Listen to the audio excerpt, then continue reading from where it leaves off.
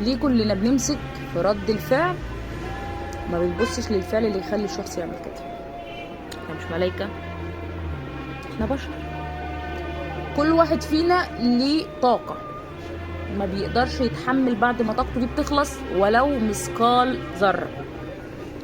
بشاعة رد الفعل بتبقى متوقفة على الفعل نفسه.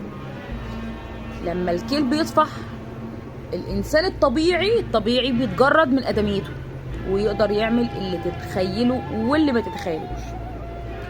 في قاعدة فيزيائية قبل ما يحذفوا الفيزياء يقول لك إيه؟ لكل فعل رد فعل مساوي له في القوة ومضاد له في الاتجاه.